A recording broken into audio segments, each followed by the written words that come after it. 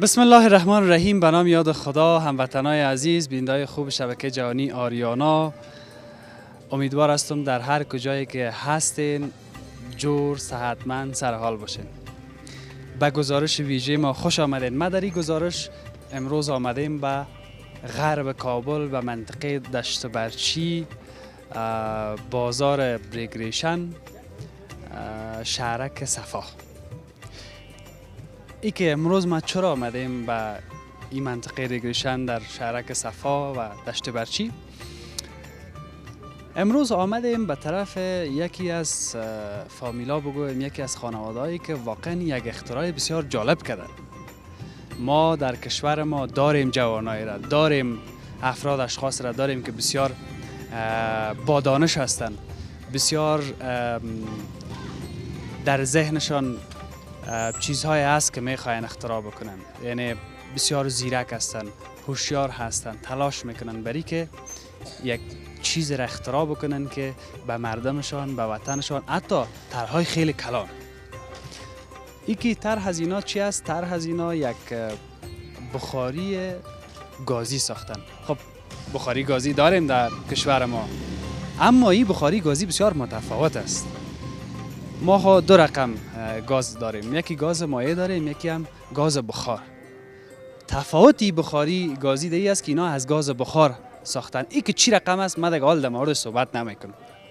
میخوایم که بریم امروز از این بخاری گاز بخار که ساختن، اختراع کردن، ببینیم که چی رقم است. بسیار جالب بود.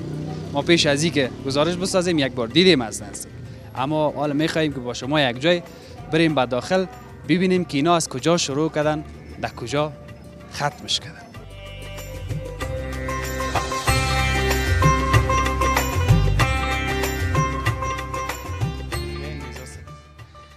اینه دیگه در جای آمدیم امرای بیزاد صاحب که ایجا دیگه همو اولین امتحانه که شده دیگه از این بخاری گازی، گاز بخار البته در اینجا دیگه صورت گرفته و نمونهش هم است. بیاییم که کت خودت بریم اموجا گپ بزن. صحیح است؟ این حالا بیزاد صاحب برای ما میگه که چی است، بشکه است، پایپ است، خودش به ما کل گپ هم میگه دیگه. خب محترم، این پایپ که میبینین ما باید بشینیم این تشریح بتون خوب منظم درست که دوستا ببینه. این پایپ امی پمپی که در اینجا است، تو فکر کو که پایپی امی از خود عوامیه. این پایپ هوا که آمد در اینجا قرار گرفته، این دوره ابتدایی ماست که ما از این نتیجه گرفتیم که این کار را که دکتر صاحب اختراع کرده آیا نتیجه میده یا نمیده، که ما نتیجه 100% از این گرفتیم. این پایپ هوا میره در زیر فیترول و از فضای فیترول دیگه پایپ گرفته میشه در زیر آب. ببینین اینجا 1 لیتر فیترول است و اینجا هم 1 لیتر آب است. از فضای فیترول میاد در آخر آب قرار میگیره. از فضای آب ما میتونیم که گازی که از اینا تولید میشه میتونیم که با او برنل یا با او جاغ یا با هر چیزی که ما استفاده کنیم از اینجا میتونیم گاز بگیریم. اصلی منشأ اصلی کار از اول از امی باد است به حساب ما و شما که باید که اینجا هوا داشته باشیم. هوا داخل از میشه، فیترول در حرکت میه، گاز تولید میکنه، میره در آخر آب پس در حرکت میه، از اینجا این گاز شروع میکنه به در گرفتن. چقدر جالب است. ما نو دیدیم نه، ما یک رقم غرق شدیم که چی رقم ساخته نه. آدم تو یک رقم چی میشنم، برای آدم یک رقم جالب معلوم میشم. گپی است که فقط یک ماشین هوا و حالا خب پمپ است، مثلا از ماشین هوا میشه که آدم استفاده کنه نه. هوا میاد در پترول دیگه اینجا هوا تولید میکنه، در اونجا در بین پترول این پایپ هم که در داخل رفته بالا از پترول نیست دیگه، در پایین پترول است. پایپ هوا پایین پترول است. پایپ هوا پایین پترول است. بعد از اینکه اینمی هوا اینجا تولید میشه، باز بعد از اون اینمی فضای اینمی هوای پترول دیگه میگیره انتقال میده به بشکه که هواست. در بشکه که هواست بازی پایپی که از فضای پترول گرفته شده در آخر آب آمده. متوجه هستین؟ تیل وارد مثل همین تیل والی. پس اینجا که دیگه در حرکت آمد گاز از این میره در زیر آب، پس آبم در حرکت میه. آب که در حرکت آمد این گازی که اینجا جمع میشه به نام گاز هواست دیگه. ای گاز مایع نیست. ما شما دو نوع گاز داریم، یکی گاز مایع داریم، یکی گاز بخار داریم که این فکر کو گاز بخار است. از اینجا پس میتونیم که همه چیز خود رو روشن کنیم. تو بگی یک امتحان رو بیزاد صاحب که روشن میشه نه؟ بسیار گپ خوب امتحان میکنیم. اینال امتحانش ما ای بود دوره ابتدایی ما که چه قسم که ما نتیجه گرفتیم که آیا ما از این کار میتونیم که نتیجه خود گرفتیم که 100% نتیجه میده. خب پس اینال ما امتحان خود با چیز ببین اول ما را ساختیم دوستا، مردما، بیننده ها، هر کسی که در فیسبوک یا در تلویزیون جای دیگه برای ما گفتی از نگاه ایمنی بسیار خطرناک است. این میشه من هم سوال میکردم که میل اینجا بوی پترول بود که در بگیره خانه را در میته. ای از نگاه ایمنیشی میگفتی بسیار ضعیفه. گرچه یک حساب است وقتی که پترول و هوایی که لیک نباشه به اصطلاح ما و شما هیچ نوع اینا کدام خطری نداره. تنها از نگاه ایمنی بازم ما خواستیم دوره ابتدایی را بانیم در دوره دو به حساب بیاییم که چیزی را ما خود ما 2 روز پیش خود ما از زمین رفتیم در یک جایی ساختیم که بسیار ایمنیش قوی است، از بالونای هوا است که میتونه 20 پوند 25 پوند هوا هم اگر در داخل خود ذخیره کنه این نمیکفه و خراب نمیشه. اینی نمونه است که باز بعد از امی که اینمی سوال را که من کردم امی کسایی هم که گفته بودن به خاطر ایمنی بسیار خطرناک است نه؟ حال تیل پترول خو یک جایی که بمونن کلا دور میگریزه. بله دیگه پترول یک چیزی خطرناک هم است. در فامیل در خانه خطرناک است، باید حتما یک چیزایش مد نظر گرفته شود. اینی مرحله است که باز از وسیله آینی استفاده کردین دیگه. خب وسیله است که میتونیم میره اینجی امی لحظه برای تا امتحان کنیم. از نگاه ایمنیشی ما برای شما ان شاء الله گفتم میتونم 100% که ایمن است، هیچ نوع خطر، هیچ نوع ضرر برای خانه و فامیل از نگاه حریق شدن و از نگاه کفیدن که هوا در داخلش یا میتونه 20 25 پوند هوا هر کدام از در داخل خود جای بتیم، چون خود از از چیزا دبه های آواز که از دبه های موتور است. یا خب بیایم که امتحانش کنیم. خب ما شما این طرف بیاییم، این طرف میاییم. مقصد در نگیریم. هیچ نوع ان شاء الله خطر ضرر و هیچ نداره. شما ببین اینجا دیگه ما برای شما میتونیم اونجا خصوص یک ابتدایی را تشریح دادیم. اینجا ما میتونیم که فامیلای محترم میتونه که از این استفاده کنه. از بالونای 10 کیلو وقتی ما این را اختراع کردیم که خدا رحم کنه این نتیجه بده، خب 100% هم که نتیجهش به شما ثابت است، برای مردم ما نتیجه بده، میتونیم که از بالونای 10 کیلویی خود استفاده کنیم در حساب هوا. او فعلا گاز نداره. نه. او گاز این بالونه که میبینین شاید بگین او گاز است که دو در میگیره. گاز نداره، فقط هوای خالی است. او هوای خالی را مثل از این که در اونجا پمپ میشد در بوتل، اینجا هوای خالی میه با پترول، باز از پترول میه با آب، باز از این فهم و فضا و بخارش گرفته میشه مستقیم به اجاق. بله. ما بعد از اینکه او را از نگاه ایمنیش یک مقدار احساسی چی کردیم که مثلا اینجا ما نوشتم کردیم که کامرمن محترم میتونه که اینا رو منظم برای مردم نشان بده. اینمی پایپ ما از آهن کار کردیم، پایپ هوا را در آخر پترول است و پس از فضای پترول گرفتیم در آخر آب و این دیگر هم گرفتیم از اینجا که میره در اجاق. از نگاه ایمنی خود 100% است. بسیار عالی است. واقعا خیلی جالب است. میتونید که هر قدری که هوا فشار بیاره شعله بالا میره، هر قدری که هوا سر از فشار بیاره دیگه از نگاه هوا اینا نمیکفه. خب و هیچ نوع نمیکفه. الان ترین گپی که ما شما چقدر اقتصاد ما ضعیف است، بیخی مفت است. والا تقریبا که برای فعلا ان شاء الله این بسیار یک چیز خوب است که مردم ما از این استفاده کنند. زانم است. خب من تا یک ذره یک تیل قیمت شده، خب قدر باز اینال یک گپ دیگه میمونه که تیل که دایی است چقدر وقت کار میته یا متر است دیگه. این تیل به حساب 1 لیتر تیل فعلا ما این ازمایشی 1 لیتر تیل انداختیم که 1 لیتر تیل ما اینمی قسمی که امی شما میبینین که امی روشن است، امی اجاق گاز 24 الی 25 ساعت به اینمی حالت این 1 لیتر تیل کار میده، دوام میکنه. از خاطری که تیل مصرف نمیشه، هوا مصرف میشه. و باز اونم گاز تیل که خلاص شد دیگه باز ضعیف میشه. ضعیف میشه. باز میتونیم دوباره تیل بندازیم. بخیر باشین. بسیار تشکر بیزاد صاحب. بخیر باشین. تشکر از شما. ما امیدوار هستیم که هیچ کدام گپ نمانده باشه که پیش دکتر صاحب محمد وایزی بریم. نه ان شاء الله دیگه کدام گپ اینجا نمانده، فقط اینمی دو نوع اختراع اول و دوم که اینی رم راستی یک گپ اینجاست که ایرم ما خودم ساختیم. شک والا. افتخارم هستی به خدا. بخیر باشین صاحب. اینا خود ما ساختیم که از امو به حساب اینا تجربه گرفتیم که باید چیزی را بسازیم که از نگاه ایمنیش ما هیچ نوع خطر نباشیم. اینا ما 2 روز پیش ساختیم که اینا ما فعلا ایرم در نمایش ماندیم که شما اینجا تشریف آمدین آوردین برادر ایره میتونین که برای مردم خود بسیار منظم ایره گفت بگم که هیچ کدام خطر نداره. دیگه این حال ما شما میتونیم که بریم بالا که اونجا خود دکتر صاحب تشریف داره و بخاری گازی ساخته شده که از خاطر گرمای خانه اینا بود برای مثلا اجاق و برای چیزای ابتدایی. دیگه ما این حال تشریف خانه کلانش ساختن او رو میبینیم. اونم میبینیم ما. بسیار تشکر. بریم بالا بریم.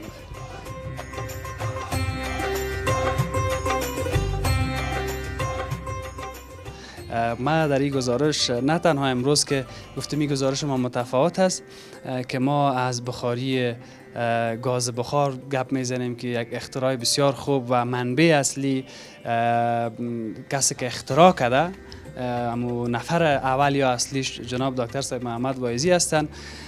بیاییم که بریم سرش گپ بزنیم، شما هم گپ بزنیم که چی شد که یک چیز به ذهن شما آمد و بالاخره مراحل ابتداییش بهزاد صاحب در پایین برای ما تشریح کرد و ما آمدیم و اینجا که کل گپ دیگه جنبه عملی گرفته به خود. اما هنوز هم در اگر بگوییم که جنبه عملی مرحله ابتدایی اما یک چیزه ما امیری صاحب یک جرقه را کشف کردیم. جرقه دست مردم افغانستان میتوب و از همه مردم افغانستان، از همه افغان هایی که در 34 ولایت افغانستان تقاضای دارم که در این زمینه کار کنه. این جرقه را تبدیل به یک پروژه کلان ملی کنه. یک پروژه کلان ملی که افغان ها دیگه از این دربدری که پولهای ما سالها بالغ بر 200 میلیارد، من یک حساب سرانگشتی کردم که اگر هر افغان در هر ماه مثلا 3 کیلو گاز خارجی ها را مصرف میکنه، یعنی بالغ بر 200 میلیارد افغانی میشه. اگر این 200 میلیارد افغانی بره تو حوزه ساخت و ساز کشور و اگر در حوزه ساخت و ساز به نظر شما با 200 میلیارد افغانی چند تا کارخانه میتونیم بزنیم؟ ما هم استاد ماندیم همینجا قصاب بود، هیچ دیگه فرصت به این نشد که بگوییم بشینیم. اگر بشینیم صحبت‌های دیگه را با دکتر صاحب ادامه بدیم خوبتر میشه. بیایم دکتر صاحب مهربانی.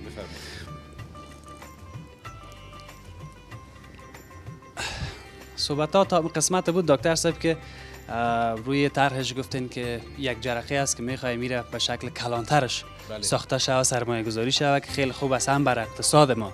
حالا خب از اقتصاد ما ضعیف است فعلا، تو کدام چیز نداریم که غم ما را از به خاطر پیسه خورده شود یا اقتصاد خوبتر داشته باشیم.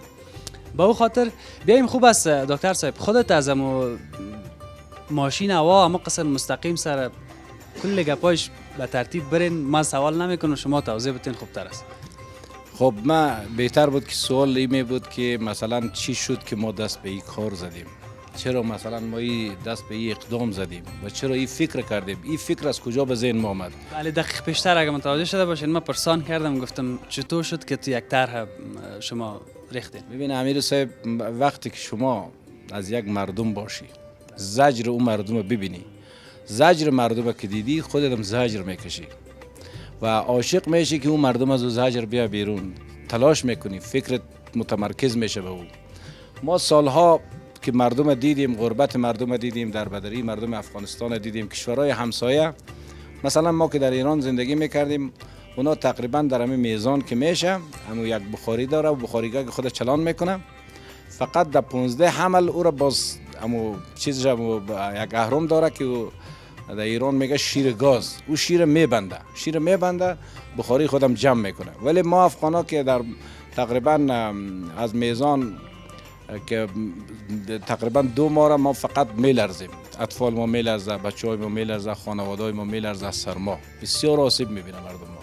باز کمی مثلا تقریبا میزان آره به اصطلاح ماهای افغانستان زیاد وارد چیز نیستم که میزان میشه، بعد از میزان عقرب و بعد از عقرب قوس، بعد از قوس دیگه مردم افغانستان که شما نگاه کنین، یعنی شهرهای افغانستان مثل کلان شهرهای کابل، هرات، قندهار، مزار شریف و جای دیگر وقتی که از بیرون میبینی اصلا هم باید بگیری و هم پیش خارجی ها خجالت میکشی که مثلا کلان شهرهای افغانستان که باید یعنی مردم رفاه داشته باشه، آسایش داشته باشه و واقعا آدم خجل میشه پیش خارجی ها که افغانستان که پایتختش اینطوری باشه و کلان شهرهای مثل هرات و قندهار و مزار شریف طوری باشه جای دیگه چجور زندگی میکنه مردم. یعنی ذهن مردم به این فکر میره که مردم افغانستان هنوز به 1400 سال پیش زندگی میکنن. پیشرفت نکرده، هنوز هم در یک وضعیت قرار داره که نامطلوب. و این زجر که من دیدم، همینطور که من قبلا هم به شما اون زمان که دنبال پیش کامرا نبودیم شما چی کردم که من زجر مردم خود دیدم و زجر کشیدم.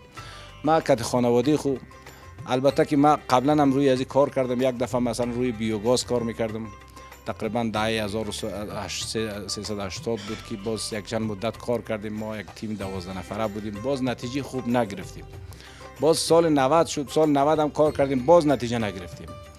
باز سال تقریبا 89 بود که 98 سال 98 99 بود که من یک جرقه در یوتیوب دیدم. او برای من انگیزه داد و روی از او کار کردم با خانواده خود، با دو تا دخترای من که گفتم تحصیلات عالی داره، یکیش دکترا داره، یکیش در مقطع کارشناسی است، یک پسرم که ارشد است یعنی ماستر است. ما روی از این کار کردیم. یک بچه کوچیک ما حتی کار کرده، بچه کوچیک ما که صنف به حساب چیز است، صنف 10 است الان، بازو 14 سالش از جز نوابغ که مهاجرین است که در ایران است الان. او دارای مدرک انگلیسی زبان بین المللی است فعلا که خیلی کشورهای دیگه با او اکاون هستن. ما در این حوزه با همین کل خانواده کار کردیم که تا این یک جرقه را روشن کردیم. ما حتی گیر کرده بودیم به همین چیکار کنیم. همینطور که ما الان 14 روز میشه گیر رسانه‌ای کردیم. همین اکثر دوستا را که ما همو یک کلیپ ساختیم که چی رقم روشن کنی، چی رقم راه اندازی کنی.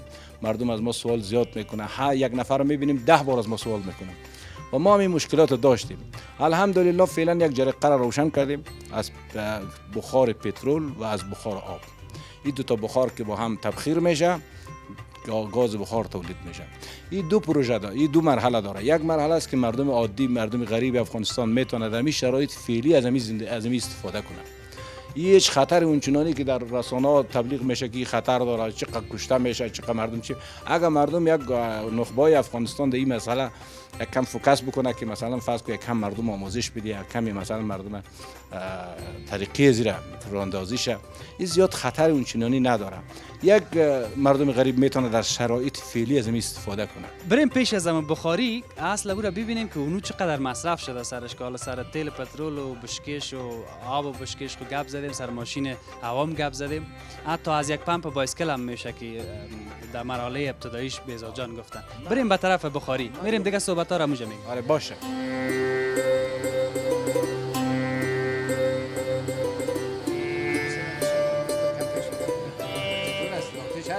نه والا شک خانه دارم. تشکر از اینکه تا این لحظه بیننده گزارش ما هستین. ما و دکتر صاحب دیگه بیخی در نزدیک بخاری خدا چسباندیم. بسیار داغ است، مگم اینجا شیشته نمیشه دیگه. چند دقیقه دیگه اگه بشینیم شاید گرمی ما بکنه. همونطور است نه دکتر صاحب؟ دیگه کل گپ دیگه اینجا خاتمه پیدا میکنه و این اینجاست که این بخاری خانه را گرم میکنه. اینال درباره بخاری دیگه خود دکتر صاحب برای ما توضیح میده. من همین دخترم که گفتم دکترا هست، مقطع دکترا الان دانشجو است، ایشون میگه که مناطق قطبی بیشتر از شومینه استفاده میکنن یا بخاری. این نه بخاری نیست، این شومینه است. خب حالا پیشتر بیزاد صاحب گفت که شومینه از لحاظ لسان ما کسی نمیفهمه شومینه را، به اون خاطر این توضیح بده. به میره بانی این که شومینه که است یک چیزی است که برای دیزاین خانه هم زیبایی میده. این خود یک چیز ابتدایی است که ما به شما نشان بدیم که شما به مردم نشان بدید. این بازی میره در کره، این باز رنگ کره‌ای میشه، بسیار زیبایی میده به خانه. او باز ما دفعه اولش بود که او مثلا اشتباه کردیم، او لوله بخاری هم باید داخل ازی باشه که قشنگ به خانه زیبایی بده. این فعلا مثلا کلا گرمایش خانه، هر چی خانه کلان باشه این گرمایش خانه را اینجوری اگر باشه تامین میکنه. دیگه مردم افغانستان مجبور نیست درخت خود قطع کنه، مجبور نیست طبیعت خود تخریب کنه، مجبور نیست که بیای مثلا فرض کو زغال آتش کنه که او رو شب داخل چریهای خود بمانه، داخل بخاری خود بگذاره، 1 ساعت بزنه تا او روشن کنه، باز صبح 1 ساعت بزنه خاکستر از او جارو کنه، باز هفته 1 بار او لوله بخاری رو باید چی کنه، تخلیه کنه، باز عفونت داره، چی پر از دود است دیگه نه. ولی این اگر شما در خانه‌های خود بانین، هیچ خانه در افغانستان فقط همین مثل که برادرای ایرانی در ایران مثلا از بخاری بسیار صاف استفاده میکنه، انرژی پاک استفاده میکنه. اونمو رقم از شما این در خانه خود بانین دیگه تا بهار مثلا بسوزانید. یا مثلا آقای مهندس حسینی هم که مثلا این برآورد کرده، گفتم هر ساعت 2.5 افغانی هزینه داره. اگر در روز یعنی مثلا فرض کو 10 ساعت بسوزانی در شب و روز 25 افغانی هزینه داره. بسیار اقتصادی است به خدا. بسیار. این باز گرمایش ببین، این گرما رو شما دست بزن الان. نه دیگه میسوزی. دستای ما خود تا شما فرق میکنه نه.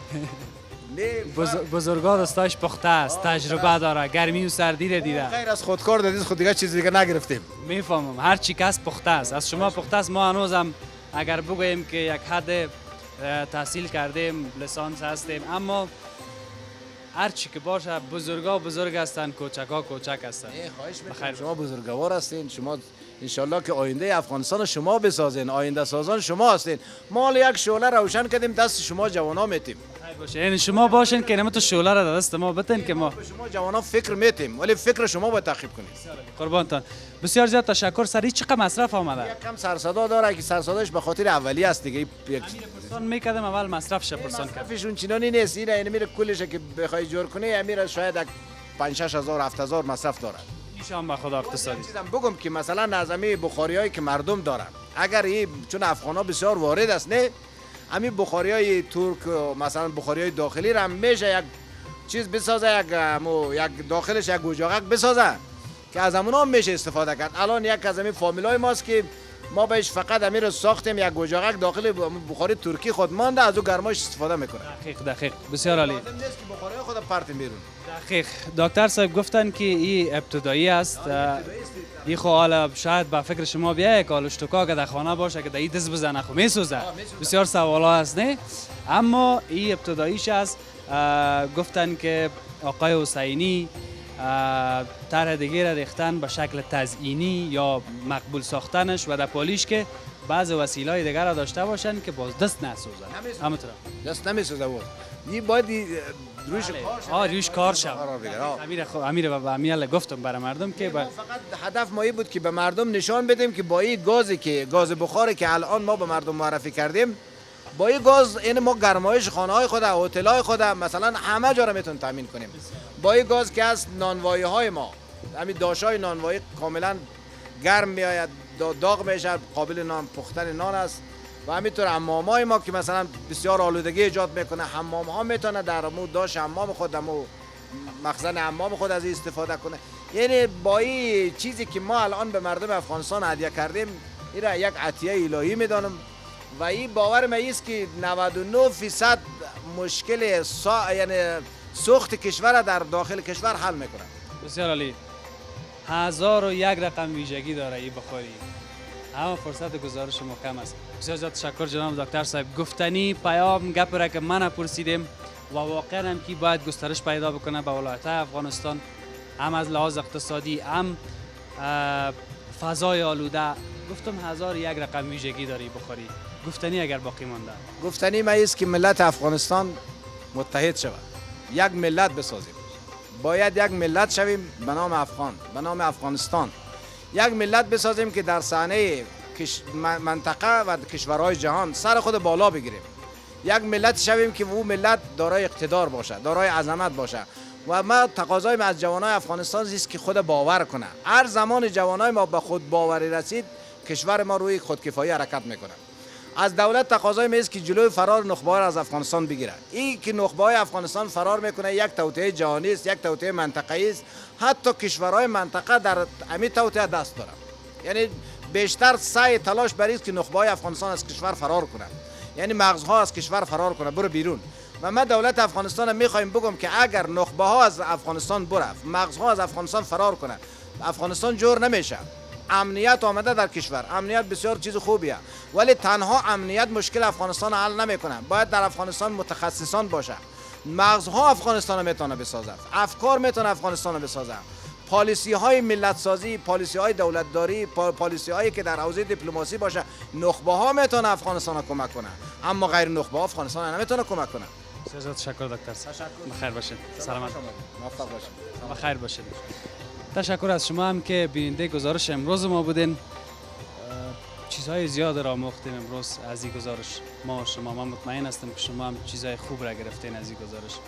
با چنل یوتیوب و تلویزیون هم سر بزنین، گزارش های ما را لایک کنین، سابسکرایب بکنین، نظریاتتون هم در پایان ویدیو با ما شریک بسازین. تا گزارش های بعدی، خداوند یار و نگهدار همه ما شما.